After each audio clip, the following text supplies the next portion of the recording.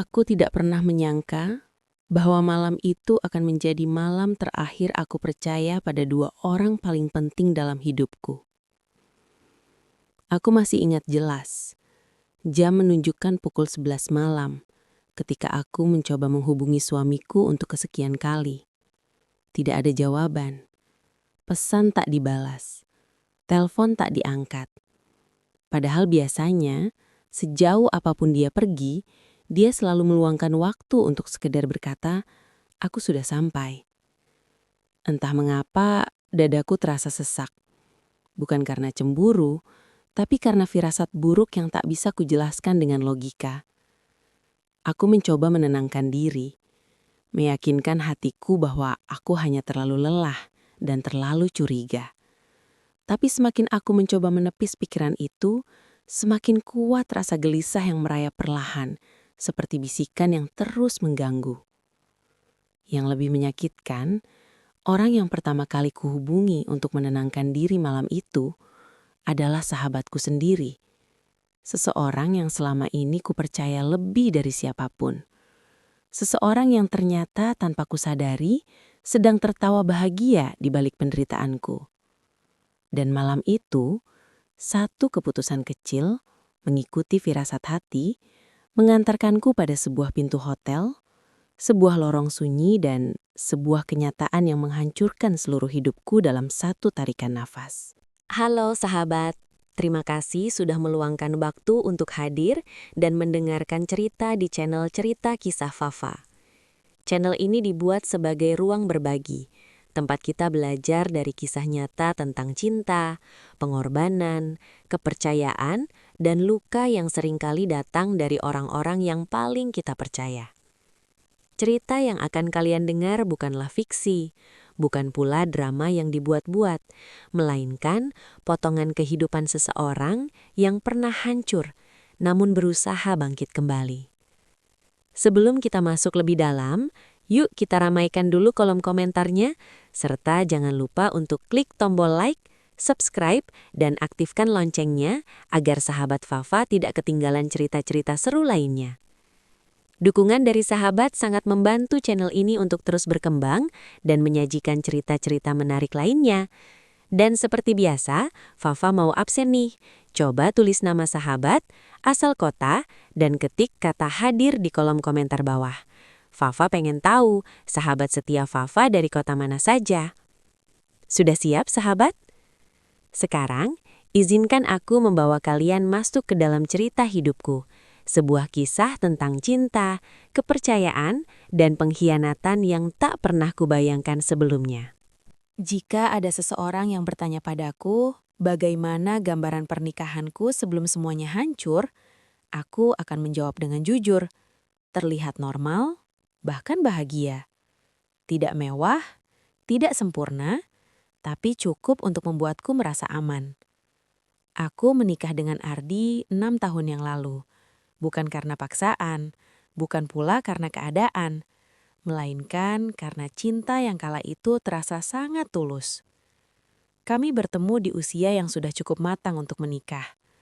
Ardi bukan tipe pria yang romantis dengan kata-kata manis atau kejutan besar. Ia lebih banyak diam, lebih sering menunjukkan perhatiannya lewat tindakan kecil. Mengantarku ke kantor, memastikan aku sudah makan, atau sekedar menelpon di jam istirahat untuk bertanya bagaimana hariku.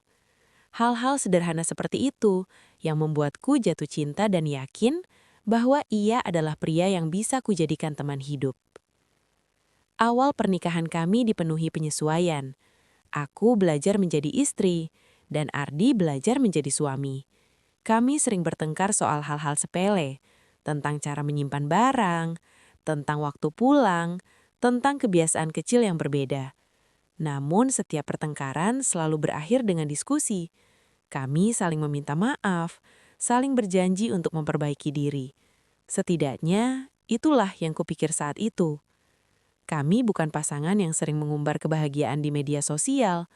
Aku jarang memamerkan kehidupan rumah tangga kami, bukan karena malu, tapi karena aku merasa kebahagiaan tidak perlu diumbar. Bagiku, cukup aku dan Ardi saja yang tahu. Dan mungkin karena itulah, Aku terlalu yakin bahwa apa yang kulihat di rumah adalah kebenaran seutuhnya. Ardi bekerja sebagai karyawan di sebuah perusahaan swasta. Jam kerjanya cukup padat, tapi ia selalu berusaha pulang tepat waktu. Jika harus lembur, ia pasti memberi kabar. Aku percaya penuh pada setiap ucapannya. Aku tidak pernah mengecek ponselnya, tidak pernah menanyai detail berlebihan, karena dalam pikiranku, kepercayaan adalah pondasi utama pernikahan. Tanpa kepercayaan, apalagi yang tersisa? Aku sendiri bekerja sebagai pegawai administrasi. Hidup kami sederhana.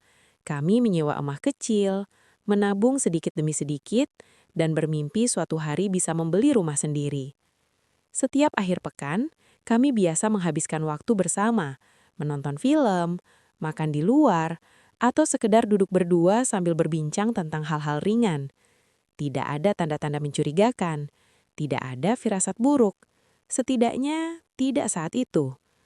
Aku adalah tipe istri yang percaya bahwa suami adalah pemimpin keluarga. Aku tidak suka mengatur berlebihan, apalagi mencurigai tanpa alasan.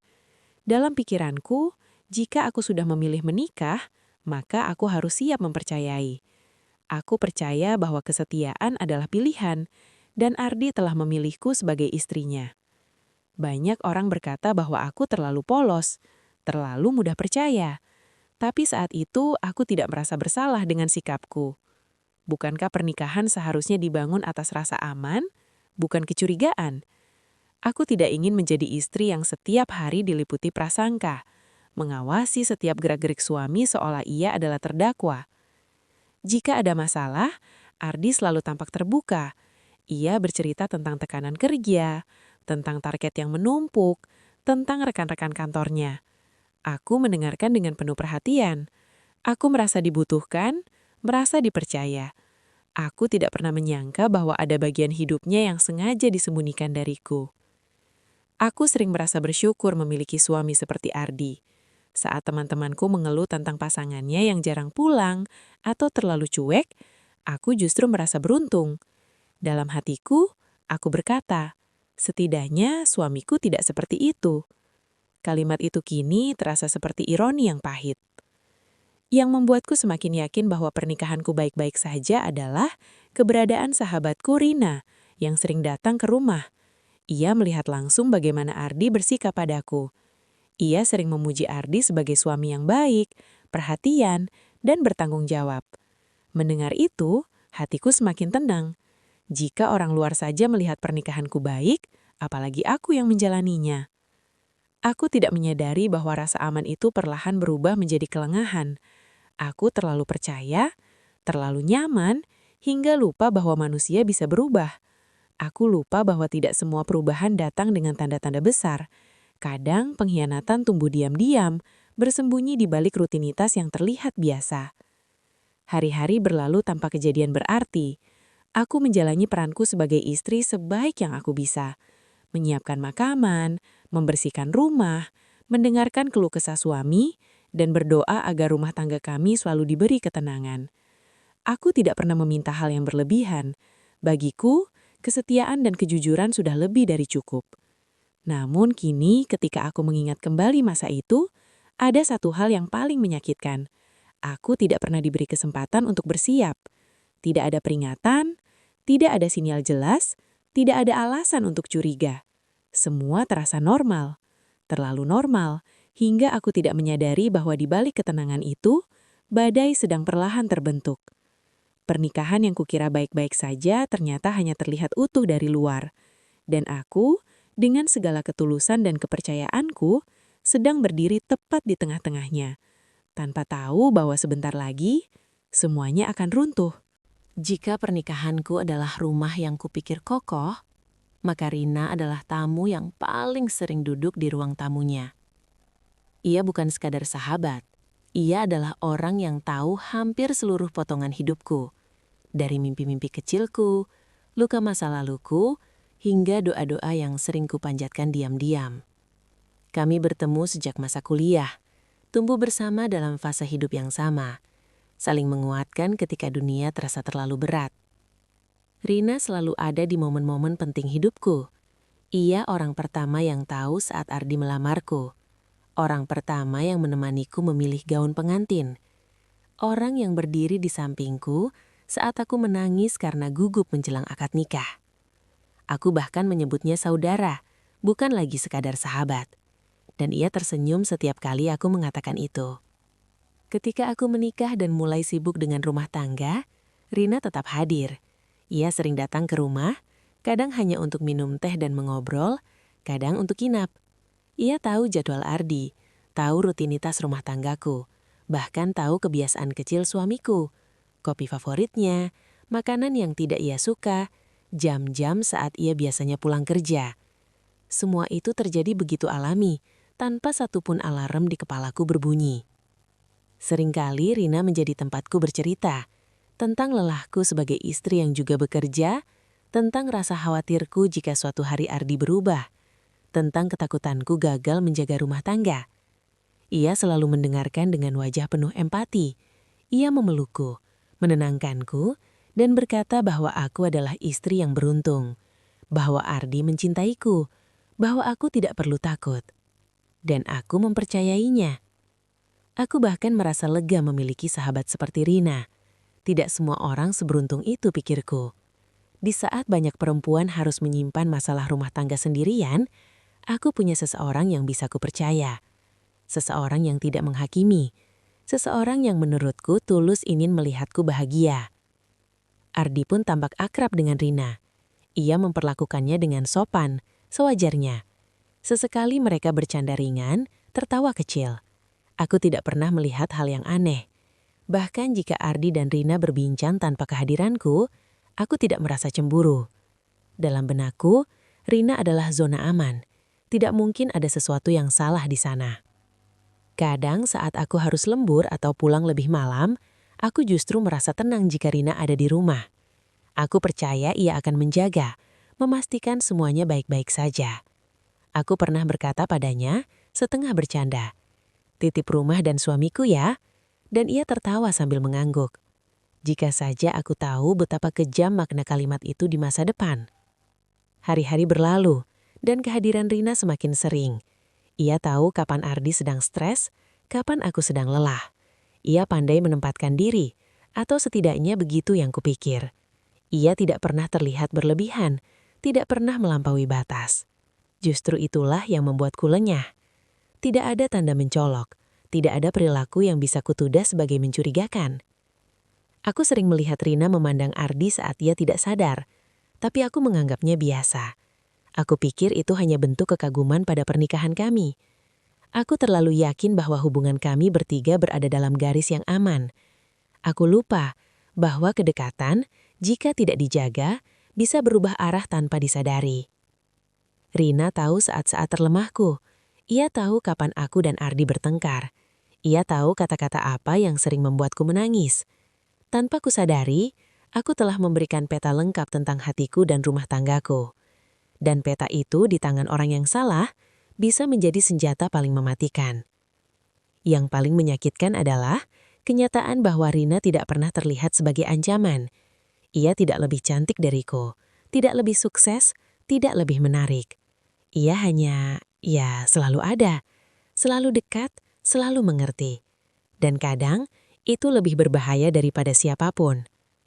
Aku ingat satu malam, aku menangis di pundaknya karena Ardi pulang terlambat tanpa kabar. Rina mengusap punggungku, menenangkanku, lalu berkata, "Mungkin dia capek, kamu harus lebih sabar."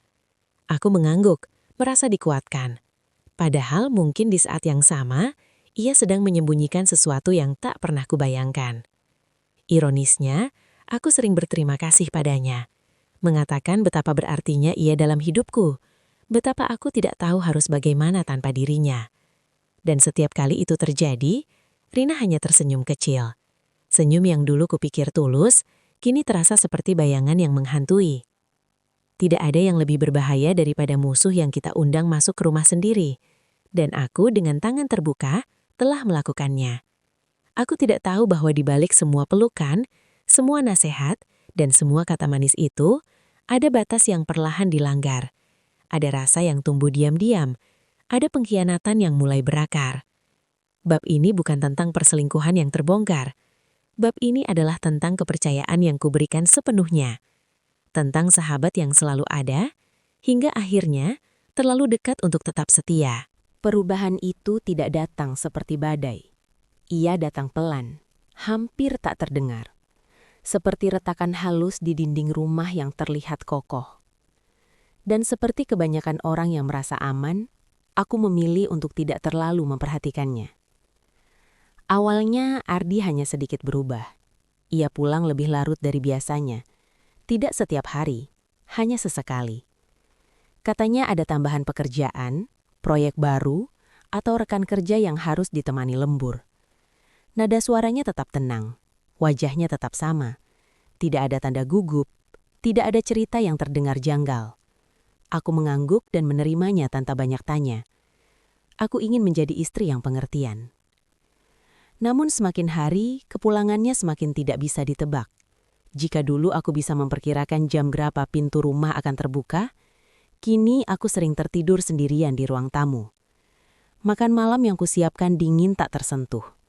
Ketika ia pulang, ia hanya berkata singkat, "Maaf, capek." Lalu langsung masuk kamar. Aku mengerti. Setidaknya aku mencoba mengerti. Perubahan berikutnya adalah ponselnya. Ardi yang dulu sering meletakkan ponsel sembarangan, kini membawanya kemana-mana, bahkan ke kamar mandi. Layarnya selalu menghadap ke bawah. Jika ada pesan masuk saat aku di dekatnya, ia cepat-cepat mengambil ponsel itu, seolah takut aku melihat sesuatu yang seharusnya tidak kulihat. Aku sempat merasa aneh, tapi lagi-lagi aku memilih menenangkan diri. Aku berkata pada diriku sendiri bahwa aku tidak berhak curiga tanpa bukti, bahwa rasa percaya adalah pilihan sadar yang harus kupegang, meski terkadang terasa berat. Rina, sahabatku, sering menjadi tempatku bertanya. Aku menceritakan perubahan Ardi dengan nada ringan, seolah hanya berbagi cerita biasa. Rina mendengarkan, lalu tersenyum dan berkata, "Mungkin dia lagi banyak tekanan. Kamu tahu sendiri kan, laki-laki kalau stres suka memendam." Kata-katanya terdengar masuk akal, dan aku mempercayainya. Aku mulai menyalahkan diriku sendiri. Mungkin aku kurang perhatian. Mungkin aku terlalu sibuk dengan pekerjaan. Mungkin aku tidak lagi sehangat dulu. Pikiran-pikiran itu membuatku berusaha lebih keras. Aku bangun lebih pagi untuk menyiapkan sarapan. Aku berusaha menyambutnya dengan senyum, meski hatiku lelah. Aku ingin memastikan bahwa rumah ini tetap menjadi tempat yang ingin ia pulangi. Namun semakin aku berusaha mendekat, semakin terasa jarak yang tak kasat mata. Ardi mulai jarang bercerita. Jika dulu ia bisa menghabiskan waktu berjam-jam mengeluh tentang pekerjaan, kini jawabannya singkat-singkat. "Biasa, nanti saja, capek." Aku tidak memaksa. Aku tidak ingin menjadi istri yang cerewet. Aku pikir mungkin ini hanya fase. Ada satu momen kecil yang seharusnya membuatku berhenti mengabaikan semuanya. Suatu malam, Ardi tertidur di sofa dengan ponsel di tangannya. Layar ponsel itu menyala, menampilkan notifikasi pesan masuk. Aku tidak berniat membaca, sungguh. Tapi mataku menangkap satu nama yang sangat kukenal. Rina. Pesannya singkat, tidak mencurigakan. Hanya kalimat biasa, tapi hatiku bergetar tanpa alasan yang jelas. Aku menatap wajah Ardi yang tertidur, lalu kembali ke ponsel itu. Dalam hatiku terjadi perdebatan hebat. Haruskah aku membuka pesan itu? Haruskah aku tahu? Aku memilih untuk tidak melakukannya. Aku mengembalikan ponsel itu ke tangannya dan menyelimuti tubuhnya. Aku menegur diriku sendiri karena berpikiran buruk. Aku berkata bahwa aku tidak ingin menjadi orang yang mencurigai dua orang yang paling kupercaya. Aku memilih untuk menjaga kedamaian, meski harus mengorbankan rasa ingin tahuku sendiri. Sejak malam itu, kegelisahan mulai sering datang, bukan sebagai ledakan emosi, tapi sebagai bisikan kecil di kepala. Aku mulai memperhatikan hal-hal yang dulu tak kupedulikan. Cara Ardi tersenyum saat membaca pesan, cara ia menjauh saat menerima telepon, cara ia tiba-tiba punya alasan untuk pergi di akhir pekan. Namun setiap kali aku hampir bertanya, aku mengurungkan niat. Aku takut jawabannya. Atau mungkin aku takut duniaku runtuh jika kecurigaanku benar. Rina masih sering datang ke rumah. Ia tetap hangat, tetap perhatian. Bahkan terasa lebih perhatian dari biasanya. Ia sering menanyakan kabarku, memastikan aku baik-baik saja. Kadang ia memasakkan makanan, membantu membereskan rumah. Aku bersyukur memiliki sahabat seperti dia. Aku tidak menyadari bahwa di balik semua itu ada dinamika yang tak kulihat. Aku mulai sering merasa sendiri, meski aku tidak pernah benar-benar sendirian. Ada jarak yang tumbuh tanpa kata, tanpa penjelasan. Aku merindukan Ardi yang dulu. Aku merindukan percakapan sederhana, tawa kecil sebelum tidur, dan rasa aman yang kini perlahan menghilang. Yang paling menyakitkan dari perubahan ini adalah ketidakjelasannya. Tidak ada kejadian besar yang bisa kutuding sebagai penyebab. Tidak ada pertengkaran hebat. Tidak ada kata-kata kasar. Hanya rasa asing yang tumbuh di tengah kebersamaan. Dan karena tidak ada bukti, aku memilih diam. Aku memilih percaya. Aku memilih menunggu. Aku tidak tahu bahwa dengan setiap perubahan kecil yang kuabaikan, aku sedang memberi ruang bagi sesuatu yang jauh lebih besar untuk tumbuh. Aku tidak tahu bahwa ketenangan yang kupaksakan hanyalah jeda sebelum kenyataan menamparku tanpa ampun. Bab ini adalah tentang semua tanda yang kulihat, tapi kupilih untuk tidak kupercaya. Tentang intuisi yang kuabaikan demi menjaga apa yang kupikir masih utuh.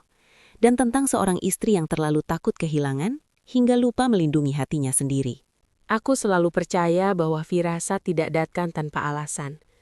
Ia muncul bukan untuk menakut-nakuti, tapi untuk mengingatkan.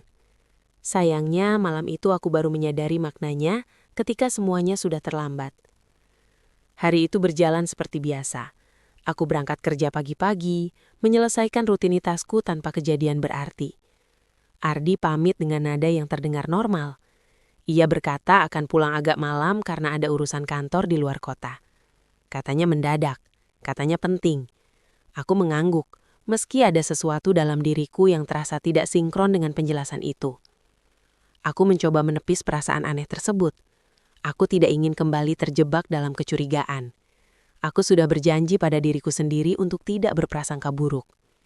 Tapi entah mengapa sepanjang hari, pikiranku terus kembali pada satu hal.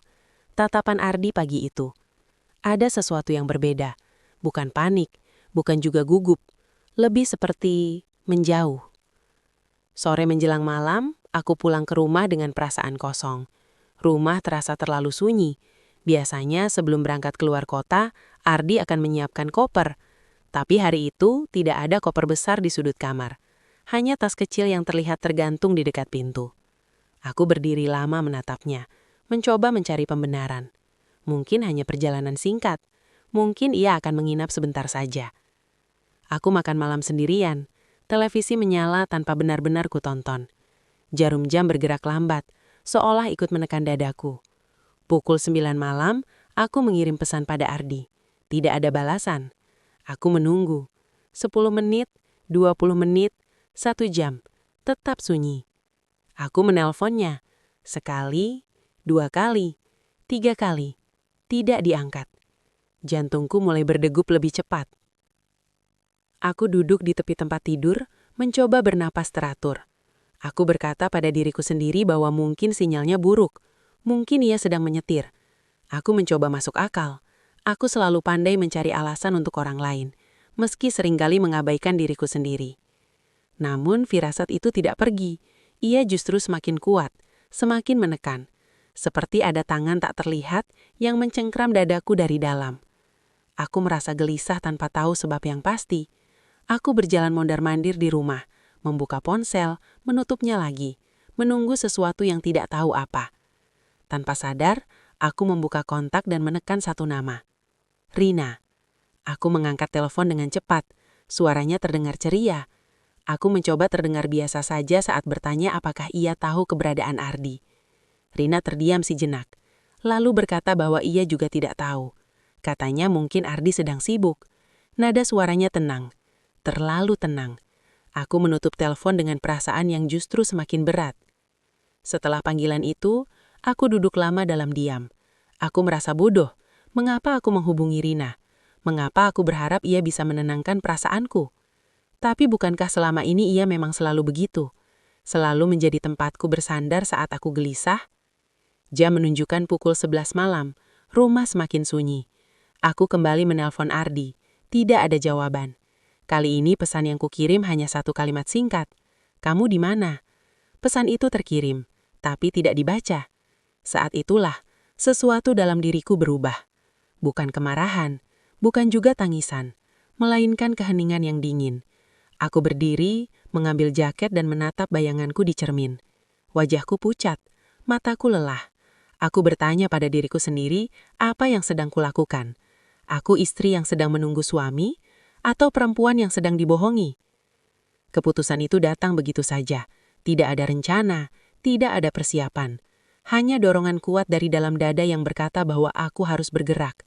Aku tidak tahu kemana, tapi kakiku melangkah keluar rumah. Malam terasa dingin, jalanan lengang. Aku menyetir tanpa tujuan jelas, hanya mengikuti arah yang terasa benar di hatiku. Sepanjang perjalanan, pikiranku penuh dengan kemungkinan. Aku berharap firasatku salah. Aku berharap aku akan pulang dengan perasaan malu karena terlalu curiga. Aku berharap semua ini hanya lelah dan pikiran berlebihan. Tapi di saat yang sama, ada bagian dari diriku yang bersiap menghadapi sesuatu yang jauh lebih buruk. Aku sampai di pusat kota. Lampu-lampu gedung menyala terang. Mobil-mobil lalu lalang. Aku memperlambat laju kendaraan ketika melewati deretan hotel. Dadaku kembali berdebar. Entah mengapa, aku berhenti di satu hotel. Aku tidak mengenalinya secara khusus.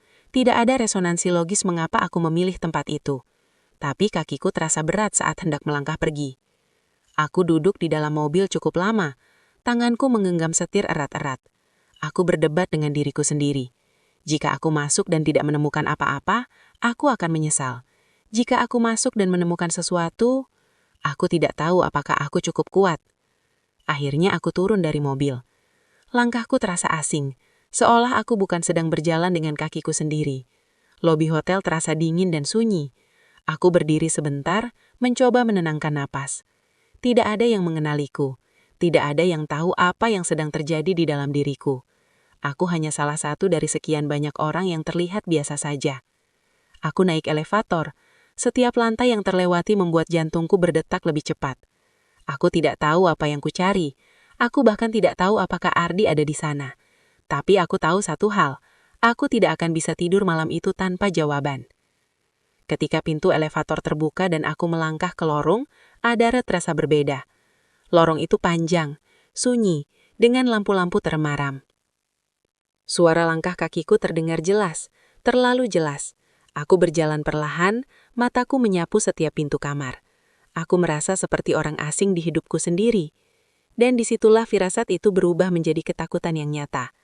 Aku berhenti melangkah. Ada sesuatu di ujung lorong yang menarik perhatianku. 2 pasang sepatu di depan sebuah kamar. Salah satunya sangat kukenal. Terlalu kukenal. Sepatu itu sering kulihat di rumah.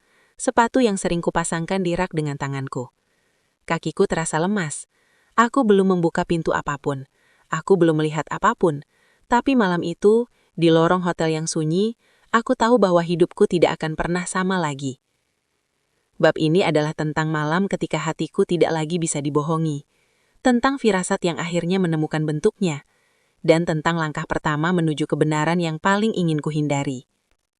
Ada satu momen dalam hidup ketika seseorang tidak lagi bertanya, haruskah aku? Melainkan, jika aku tidak melakukannya sekarang, aku akan menyesal seumur hidup. Malam itu, aku berada tepat di momen tersebut.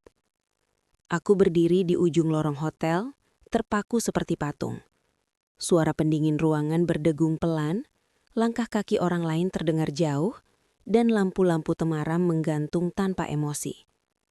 Dunia terasa bergerak sangat lambat, sementara pikiranku berlari ke segala arah. Aku ingin berbalik. Aku ingin pergi. Aku ingin berpura-pura bahwa aku tidak melihat apapun. Tapi kakiku tidak bergerak. Aku menatap sepatu itu lagi. Sepatu yang kubelikan sendiri. Sepatu yang sering kupasangkan di rak sepulang Ardi bekerja. Tidak mungkin aku salah. Bertahun-tahun hidup bersama membuatku hafal setiap detail kecil tentang dirinya. Dan sepatu di depan kamar itu adalah bukti pertama bahwa firasatku tidak sedang bercanda. Dadaku terasa sesak, tanganku dingin. Aku menelan ludah berulang kali, mencoba menenangkan diri. Dalam kepalaku terjadi pertarungan yang melelahkan, antara logika dan perasaan. Logika berkata, Mungkin aku salah. Mungkin sepatu itu hanya mirip. Mungkin aku terlalu jauh melangkah. Tapi perasaanku berkata sebaliknya. Perasaanku berteriak bahwa aku sudah terlalu lama menutup mata. Aku memejamkan mata sejenak. Jika aku pergi sekarang, aku bisa pulang, menangis sendirian dan melanjutkan hidup dengan kebohongan yang terasa aman. Tapi jika aku pergi, aku akan terus hidup dalam keraguan. Setiap kali Ardi pulang terlambat, setiap kali ponselnya berbunyi, setiap kali ia tersenyum kecil tanpa alasan, aku akan selalu bertanya-tanya. Aku tidak ingin hidup seperti itu. Aku melangkah perlahan mendekati pintu. Setiap langkah terasa berat, seolah kakiku menolak membawaku lebih dekat. Nomor kamar itu terpampang jelas di depan mataku. Angka-angka yang terlihat biasa, tapi terasa seperti vonis. Aku berdiri tepat di depan pintu. Tanganku terangkat, lalu berhenti di udara. Aku belum mengetuk, aku belum melakukan apapun. Tapi jantungku berdetak begitu kencang hingga aku takut orang di dalam kamar bisa mendengarnya. Aku menarik nafas dalam-dalam, lalu menghembuskannya pelan. Aku berkata pada diriku sendiri bahwa apapun yang akan terjadi setelah ini, aku harus kuat. Namun sejujurnya, aku tidak tahu apakah aku benar-benar siap. Aku menempelkan telingaku ke pintu, berharap mendengar sesuatu. Suara Ardi, suara apapun yang bisa memberiku petunjuk. Tapi yang terdengar hanya keheningan. Keheningan yang justru terasa lebih menakutkan daripada suara apapun. Aku mundur selangkah, lalu duduk di kursi kecil di lorong, mencoba mengatur pikiranku. Aku membuka ponsel dan melihat jam, hampir tengah malam. Aku menatap layar ponsel Ardi, masih tidak aktif. Tidak ada pesan, tidak ada panggilan balik. Saat itu, aku sadar bahwa aku sendirian menghadapi semuanya. Tidak ada yang bisa kuandalkan selain keberanianku sendiri. Pikiranku melayang ke masa lalu, ke hari-hari ketika aku begitu percaya, ke malam-malam ketika aku menunggu Ardi pulang dengan penuh harap, ketawa bersama Rina yang kupikir tulus. Semua kenangan itu datang bersamaan, menekan dadaku hingga aku hampir tidak bisa bernafas. Aku bertanya pada diriku sendiri, di mana aku salah? Apakah aku kurang? Apakah aku gagal sebagai istri? Pertanyaan-pertanyaan itu muncul tanpa ampun. Meski aku tahu jawabannya tidak sesederhana itu. Tapi di tengah kekacauan emosi, sulit untuk bersikap adil pada diri sendiri. Aku berdiri lagi, kali ini dengan tekad yang lebih bulat. Aku tidak bisa terus menunda. Setiap detik yang berlalu terasa seperti siksaan. Aku mengangkat tanganku dan mengetuk pintu. Pelan, 1 kali, 2 kali. Tidak ada jawaban. Aku menunggu. Detik demi detik berlalu. Tidak ada suara. Aku mengetuk lagi, kali ini lebih keras. Dadaku berdegup kencang. Dalam kepalaku, aku masih berharap pintu itu akan terbuka dan menunjukkan bahwa aku salah. Bahwa di dalam kamar itu bukan Ardi. Bahwa aku hanya perempuan lelah dengan imajinasi yang berlebihan. Namun pintu itu tetap tertutup. Tanganku gemetar saat menyentuh gagang pintu. Aku tidak tahu mengapa aku mencoba memutarnya. Mungkin karena dorongan terakhir dari hatiku yang sudah terlalu lelah menunggu kejujuran. Dan ketika gagang itu bergerak, aku tahu bahwa aku telah melewati titik tanpa kembali. Sebelum pintu itu benar-benar terbuka, aku berhenti sejenak. Aku menutup mata. Aku mengucapkan satu doa pendek dalam hati. Bukan untuk membatalkan kenyataan, tapi untuk diberi kekuatan menghadapinya. Aku membuka pintu, dan pada detik itulah, semua yang selama ini kutahan, ketakutan, harapan dan kepercayaan, bersiap runtuh dalam satu waktu. Tapi sebelum aku benar-benar melihat apa yang ada di balik pintu itu, aku menyadari satu hal penting. Putusan untuk datang ke sini, putusan untuk tidak lari, adalah putusan paling berani yang pernah kuambil dalam hidupku. Bab ini bukan tentang apa yang kulihat. Bab ini adalah tentang langkah menuju kebenaran. Tentang keberanian seorang perempuan yang memilih menghadapi luka daripada hidup dalam kebohongan. Dan setelah malam itu, tidak ada satupun hal yang akan kembali sama. Lorong itu sunyi. Terlalu sunyi untuk sebuah tempat yang seharusnya ramai oleh tamu dan aktivitas. Lampu-lampu kuning temaram menggantung di langit-langit, memantulkan bayangan panjang di lantai karpet bermotif kusam. Udara terasa dingin, bukan hanya karena pendingin ruangan, tapi karena sesuatu yang perlahan merambat masuk ke dalam dadaku. Aku berdiri tepat di depan pintu kamar itu. Nomor kamar tertera jelas, tidak buram, tidak samar, terlalu nyata untuk kuingkari. Jantungku berdetak keras, seolah ingin keluar dari dadaku. Aku bisa mendengar nafasku sendiri, berat, tidak beraturan. Tanganku masih menggenggam gagang pintu, tapi aku belum berani mendorongnya sepenuhnya.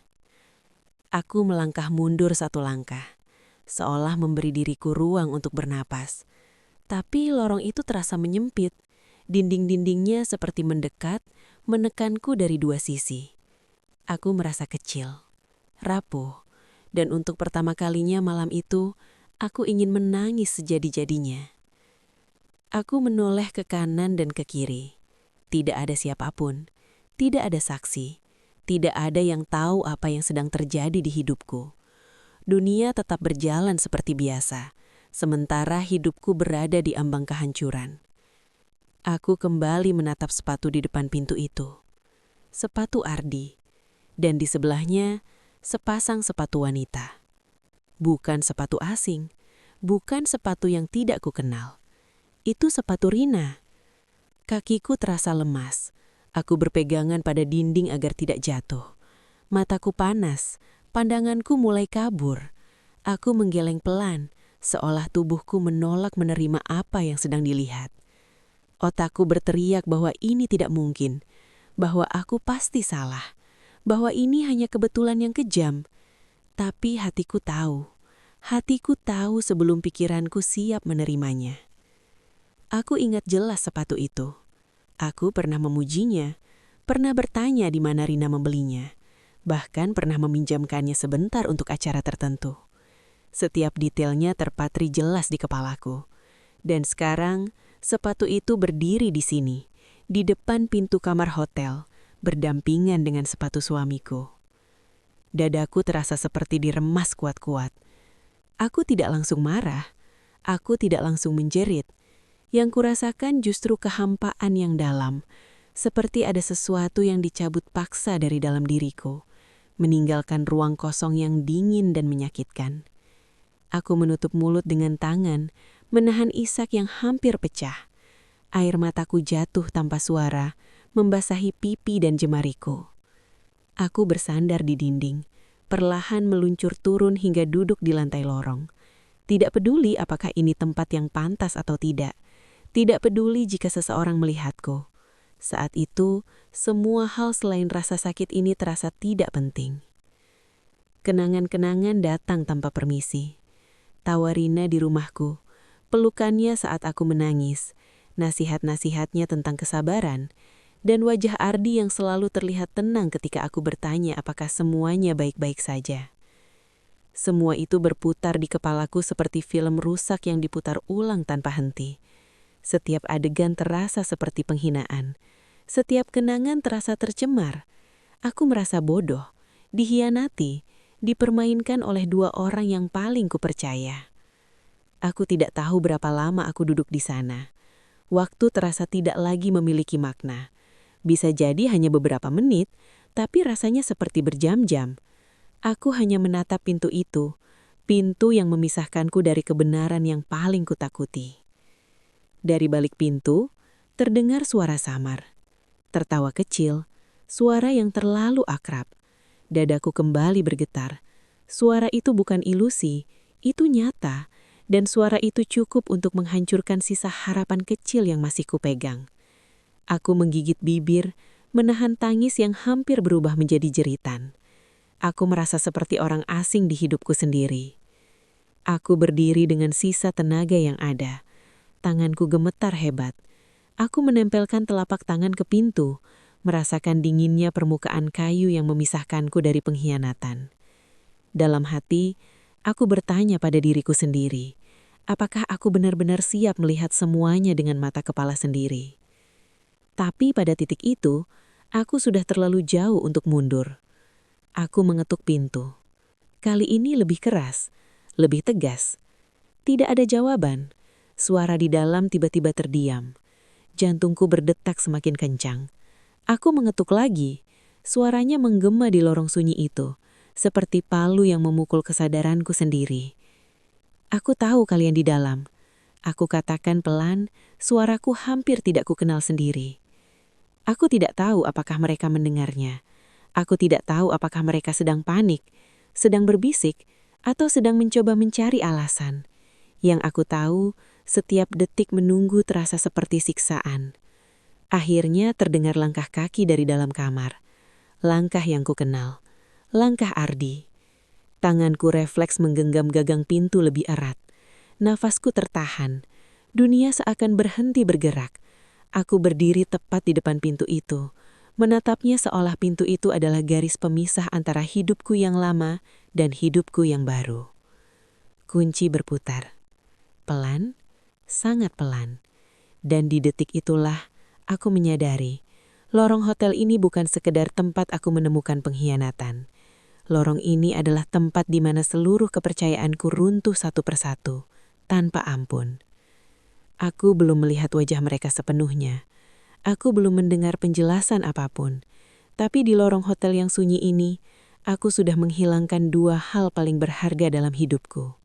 Suami dan sahabat. Bab ini adalah tentang momen ketika bukti tidak lagi bisa disangkal. Tentang lorong sunyi yang menjadi saksi kehancuran hati seorang istri.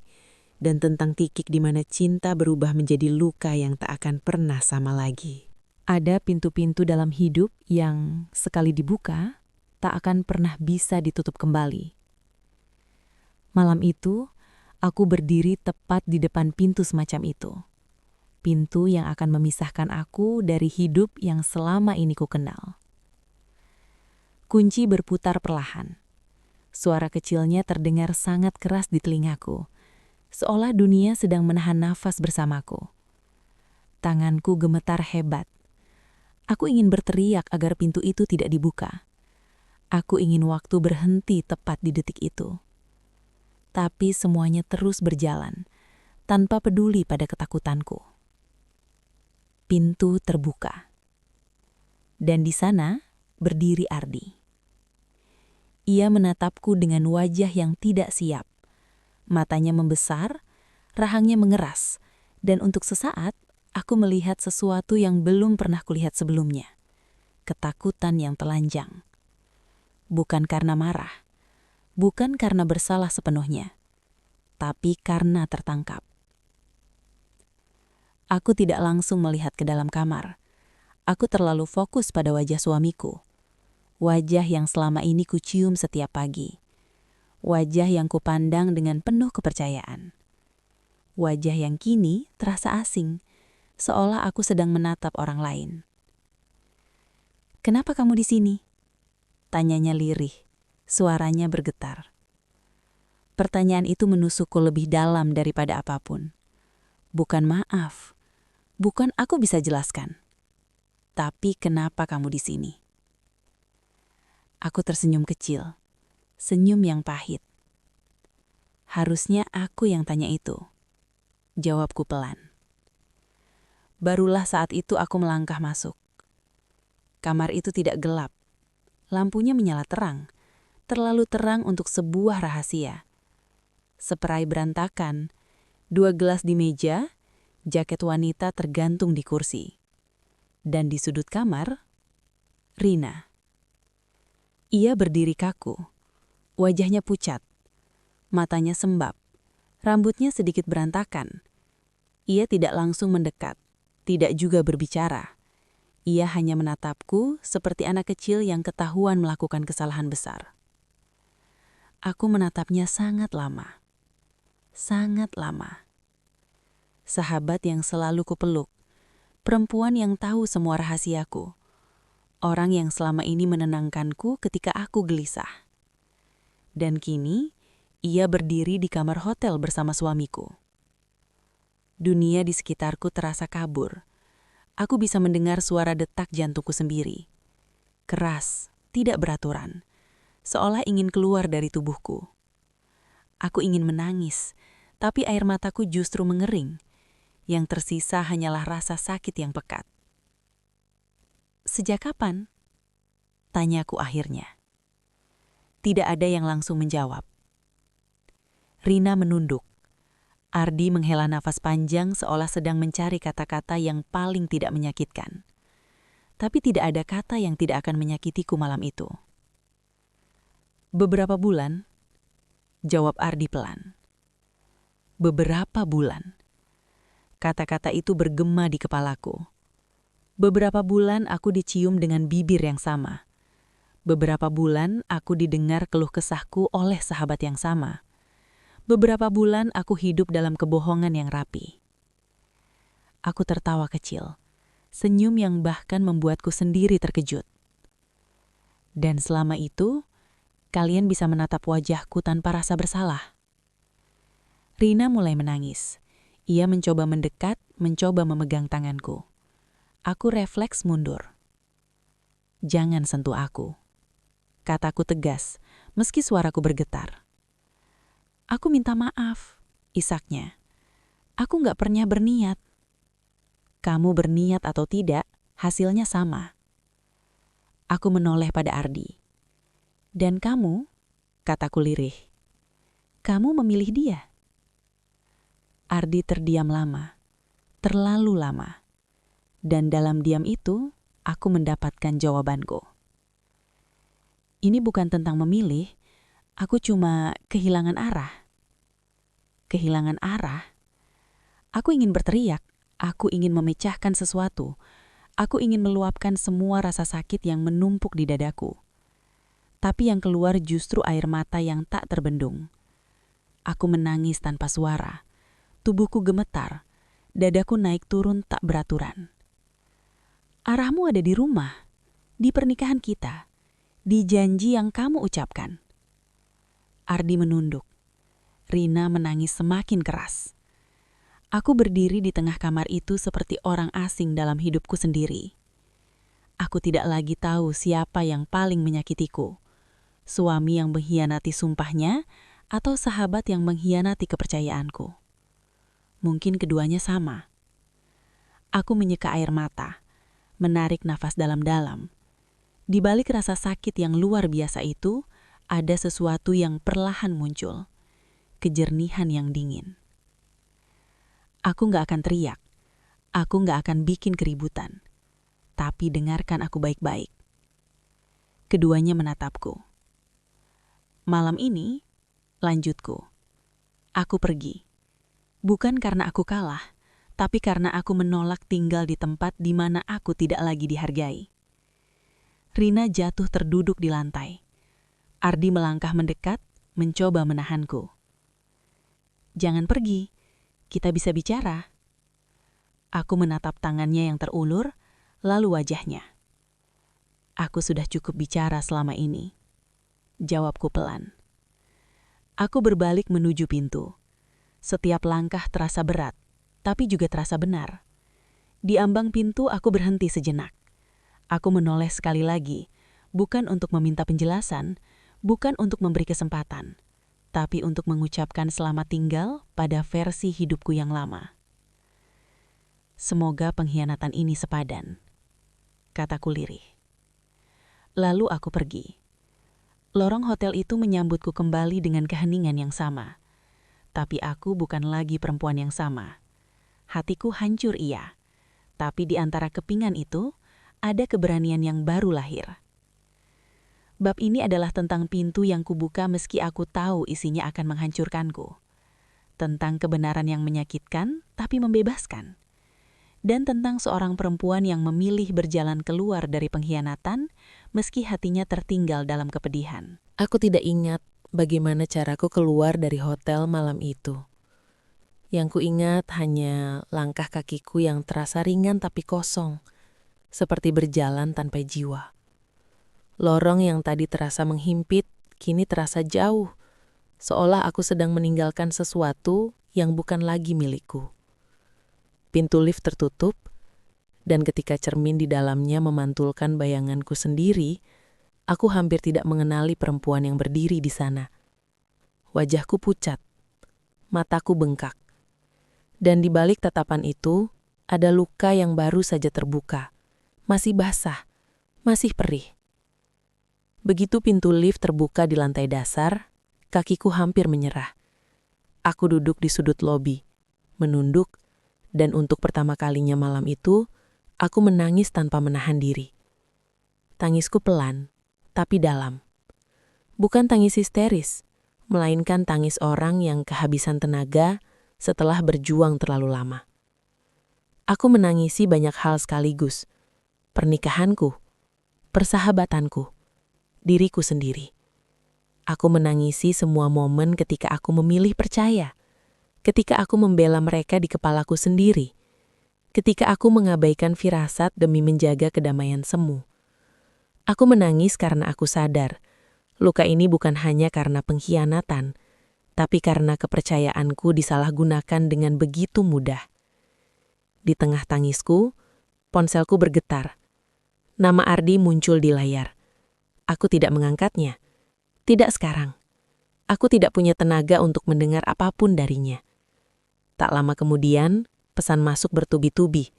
Permintaan maaf, penjelasan yang terlambat, janji-janji yang kini terdengar hampa. Aku mematikan ponsel. Di dalam mobil, aku duduk lama sebelum menyalakan mesin. Tanganku masih gemetar saat memegang setir.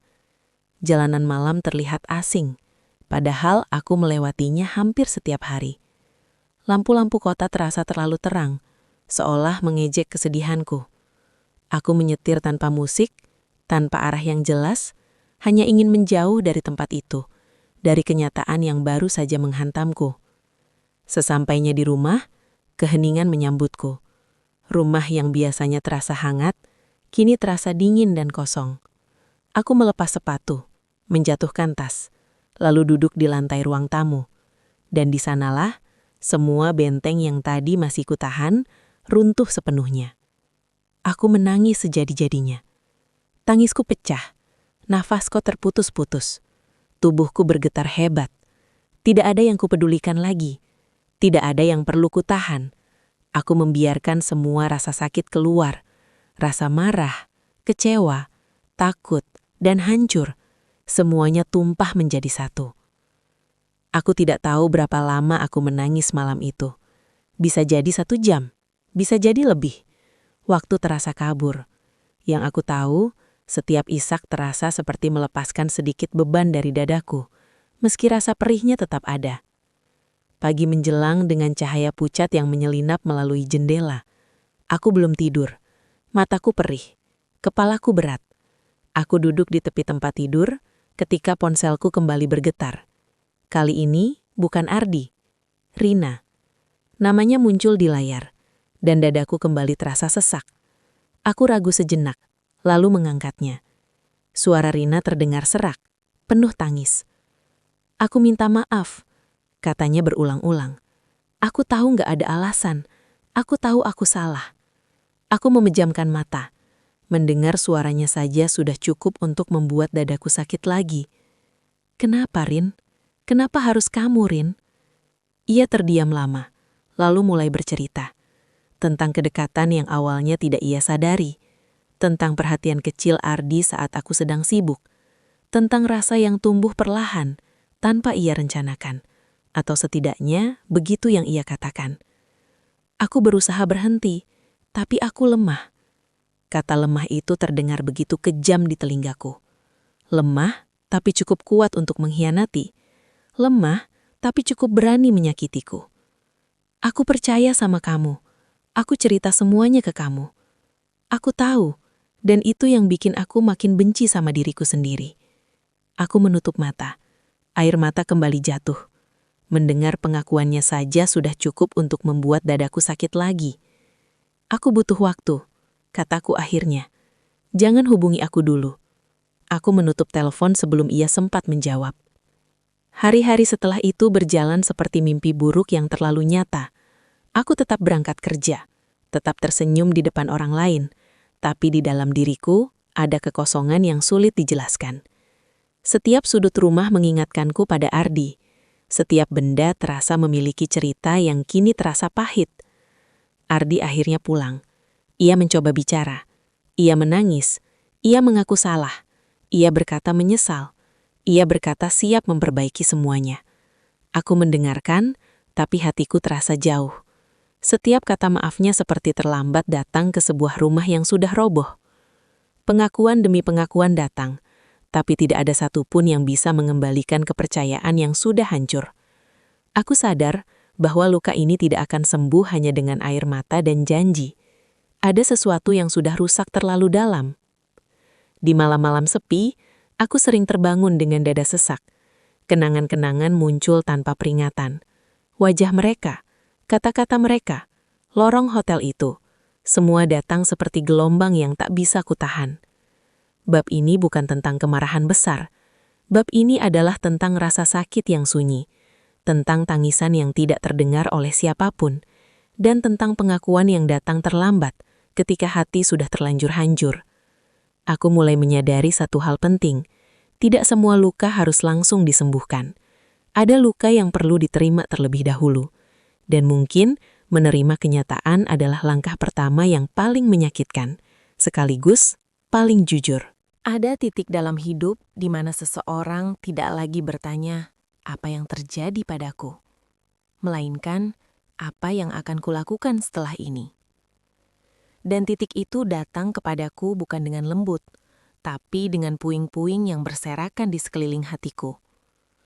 Setelah semua pengakuan, semua tangisan, dan semua permintaan maaf, aku menyadari satu hal yang sangat menyakitkan.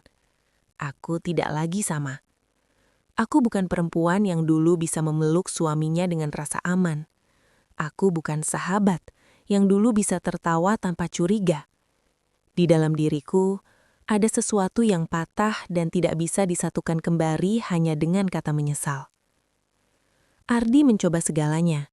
Ia bangun lebih pagi. Ia pulang lebih cepat. Ia lebih sering menanyakan kabarku. Di mata orang lain mungkin ia terlihat sebagai suami yang sedang berusaha memperbaiki kesalahan. Dan mungkin sebagian dari diriku ingin percaya bahwa usaha itu tulus. Tapi setiap kali ia menyentuh tanganku, tubuhku menegang. Setiap kali ia menatap mataku, pikiranku terlempar kembali ke kamar hotel itu, ke spray kusut, ke pintu yang terbuka. Aku hidup dalam dua dunia sekaligus. Dunia yang mencoba terlihat normal, dan dunia batin yang terus runtuh setiap hari. Aku mencoba bertahan, sungguh. Aku mencoba mengatakan pada diriku sendiri bahwa semua pernikahan diuji, bahwa orang bisa salah dan berubah, bahwa memaafkan adalah bentuk kedewasaan. Tapi ada perbedaan besar antara memaafkan dan memaksa diri untuk tinggal di tempat yang tidak lagi terasa aman. Malam-malamku dipenuhi pertanyaan yang tidak pernah mendapatkan jawaban memuaskan. Apakah aku akan pernah percaya lagi? Apakah setiap keterlambatan akan selalu memicu ketakutan? Apakah aku akan terus hidup dengan bayangan pengkhianatan? Jawabannya selalu sama. Aku lelah. Aku lelah berpura-pura kuat. Aku lelah menenangkan orang lain, sementara diriku sendiri hancur. Aku lelah mempertahankan sesuatu yang rusak sendirian. Suatu malam, aku duduk sendirian di ruang tamu, menatap rumah yang selama ini kusebut tempat pulang. Setiap sudutnya menyimpan kenangan, baik dan buruk. Aku teringat hari-hari ketika rumah ini terasa penuh tawa. Dan aku teringat betapa sunyinya rumah ini kini, meski penghuninya masih sama. Saat itulah aku menyadari bahwa kehancuran ini tidak datang tanpa pilihan. Aku bisa memilih untuk bertahan, menambah luka, dan berharap waktu akan menyembuhkan segalanya. Atau aku bisa memilih pergi, bukan karena aku lemah, tapi karena aku ingin menyelamatkan diriku sendiri. Pilihan itu terasa kejam apapun arahnya. Jika aku bertahan, aku mungkin kehilangan diriku sedikit demi sedikit. Jika aku pergi, aku akan kehilangan pernikahan yang pernah kuimpikan. Aku berbicara dengan Ardi malam itu, bukan dengan emosi, bukan dengan teriakan. Suaraku tenang, mungkin terlalu tenang untuk percakapan yang seharusnya menyakitkan. Aku sudah mencoba, kataku, dan aku tahu kamu juga mencoba. Tapi aku tidak bisa membohongi diriku sendiri. Ardi terdiam, matanya berkaca-kaca. "Kamu mau pergi?" tanyanya pelan. Aku mengangguk. Bukan karena aku tidak mencintainya lagi sepenuhnya, tapi karena mencintai diriku sendiri akhirnya terasa lebih mendesak. Keputusan itu bukan keputusan impulsif. Aku memikirkannya berhari-hari, berminggu-minggu. Aku menimbang setiap kemungkinan. Aku menangis di kamar mandi. Aku terbangun di malam hari dengan dada sesak. Aku berdoa, bukan agar pernikahanku diselamatkan, tapi agar aku diberi keberanian memilih yang terbaik untuk jiwaku. Ketika akhirnya aku mengemas barang-barangku, tanganku gemetar. Setiap pakaian yang kulipat membawa kenangan. Setiap benda kecil terasa seperti perpisahan. Tapi di balik rasa sedih itu, ada sesuatu yang perlahan muncul. Kelegaan yang samar. Aku tidak berteriak saat pergi. Aku tidak membuat drama. Aku hanya pergi dengan air mata yang tenang. Rina mencoba menghubungiku lagi. Aku tidak menjawab. Bukan karena benci, tapi karena aku tahu beberapa hubungan tidak perlu penutupan. Ada luka yang cukup dibiarkan diam agar bisa sembuh sendirinya. Hari-hari pertamaku sendiri terasa aneh. Sunyi, tapi jujur. Aku tidak lagi harus berpura-pura baik-baik saja di depan orang yang melukaiku. Aku tidak lagi harus menahan nafas setiap kali ponsel berbunyi. Rasa sakit itu masih ada, tapi setidaknya aku tahu dari mana asalnya. Aku belajar satu hal penting di fase ini. Kehilangan tidak selalu berarti kalah. Kadang kehilangan adalah satu-satunya cara untuk bertahan hidup dengan utuh. Aku hilang suami, aku hilang sahabat, tapi aku tidak kehilangan harga diri. Judul ini tentang kehancuran yang kupilih dengan sadar, tentang perpisahan yang menyakitkan tapi perlu, dan tentang keberanian untuk melepaskan meski hati belum sepenuhnya siap. Aku tidak tahu apa yang menungguku di depan. Aku hanya tahu bahwa aku tidak ingin lagi hidup dalam kebohongan. Dan untuk pertama kalinya setelah sekian lama, aku memilih diriku sendiri. Bangkit bukan berarti langsung kuat. Bangkit tidak selalu tentang tersenyum dan berkata bahwa semuanya baik-baik saja. Bagiku, bangkit adalah tentang berani bangun setiap pagi, meski hatiku masih terasa berat. Hari-hari pertamaku setelah pergi terasa seperti berjalan di tanah asing.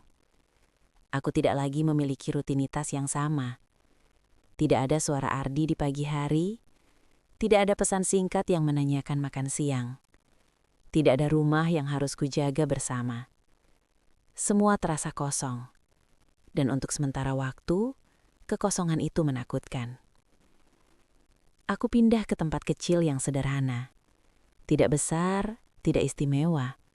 Tapi tempat itu hanya milikku. Di sana, aku bisa menangis tanpa takut dilihat. Aku bisa diam tanpa harus menjelaskan. Aku bisa bernafas tanpa merasa bersalah. Di sanalah aku mulai mengenal diriku kembali. Bukan sebagai istri, bukan sebagai sahabat, tapi sebagai seorang perempuan utuh. Malam-malam masih berat. Ada saat-saat ketika kenangan datang tanpa permisi. Wajah Ardi, tawa Rina, lorong hotel itu. Semua muncul seperti bayangan yang menolak pergi. Ada malam ketika aku terbangun dengan dada sesak. Air mata mengalir tanpa suara. Tapi kini, aku tidak lagi melawan rasa sakit itu. Aku belajar menerimanya sebagai bagian dari proses. Aku mulai melakukan hal-hal kecil untuk diriku sendiri. Bangun pagi tanpa tergesa, menyeduh kopi sambil menatap jendela, menulis perasaanku di buku catatan. Hal-hal sederhana itu membantuku menyadari bahwa hidup tidak berhenti hanya karena hatiku pernah hancur. Dunia tetap berputar, dan perlahan aku ikut bergerak bersamanya. Aku belajar bahwa menyembuhkan diri bukan tentang melupakan, tapi tentang mengingat tanpa terluka. Ada hari-hari ketika aku masih marah. Ada hari-hari ketika aku masih sedih. Dan itu tidak apa-apa. Aku berhenti memaksakan diriku untuk cepat sembuh. Luka emosional tidak punya jadwal. Aku juga belajar memaafkan, bukan demi mereka, tapi demi diriku sendiri. Memaafkan bukan berarti membenarkan apa yang mereka lakukan. Memaafkan adalah keputusan untuk tidak lagi membawa beban kebencian ke masa depanku. Aku tidak ingin masa depanku dikendalikan oleh kesalahan orang lain. Perlahan, aku kembali percaya pada satu hal, diriku sendiri. Aku percaya pada intuisiku. Aku percaya pada batasan yang kutetapkan. Aku percaya bahwa aku pantas dicintai dengan jujur. Aku bertemu orang-orang baru, tidak untuk menggantikan siapapun, tapi untuk mengingatkan bahwa dunia ini luas, bahwa tidak semua orang datang untuk melukai, bahwa masih ada tawa yang tulus, percakapan yang hangat, dan hubungan yang sehat. Yang paling penting, aku belajar bahwa kebahagiaan tidak selalu datang dalam bentuk yang kita rencanakan. Kadang, kebahagiaan datang sebagai kebebasan. Kebebasan untuk memilih, kebebasan untuk berkata tidak, kebebasan untuk pergi dari tempat yang menyakitkan. Jika ada satu hal yang ingin ku sampaikan pada diriku di masa lalu, aku akan berkata, kamu tidak bodoh karena percaya. Kamu hanya tulus. Dan ketulusan itu bukanlah kelemahan. Ia adalah kekuatan yang salah sasaran. Kini, aku tidak lagi mendefinisikan diriku dari luka itu. Kisah pengkhianatan itu adalah bagian dari hidupku, tapi bukan keseluruhan diriku.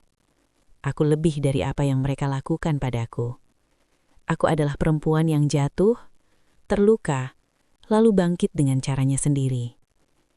Bab ini bukan tentang akhir yang sempurna. Bab ini adalah tentang awal yang jujur. Aku tidak tahu apa yang akan terjadi di masa depan. Tapi untuk pertama kalinya setelah sekian lama, aku tidak takut. Aku melangkah pelan, membawa pelajaran, bukan dendam. Membawa harapan, bukan penyesalan. Dan jika kamu yang mendengarkan cerita ini sedang berada di titik terendah hidupmu, aku ingin kamu tahu satu hal. Kamu tidak sendirian.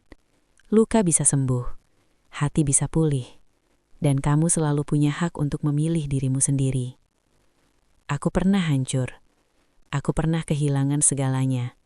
Tapi hari ini, aku berdiri di sini, masih bernafas, masih berjalan. Dan itu, bagiku, adalah kemenangan. Dari kisah ini, aku belajar bahwa cinta tanpa kejujuran hanyalah ilusi, dan kepercayaan yang dikhianati akan selalu meninggalkan luka, sekecil apapun kebohongan itu.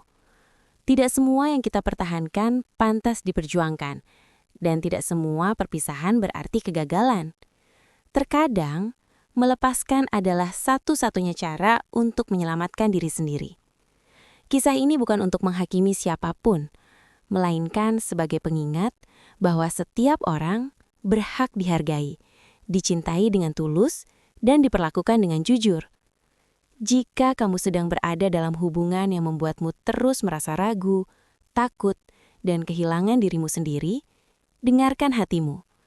Keberanian terbesar bukanlah bertahan dalam luka, melainkan berani memilih jalan yang membuat jiwamu tetap utuh. Terima kasih sudah mendengarkan cerita ini sampai akhir. Terima kasih atas waktu, perhatian, dan empati yang kalian berikan. Jangan lupa untuk mendukung channel ini dengan cara subscribe, like, dan share agar lebih banyak orang bisa belajar dari kisah-kisah kehidupan seperti ini.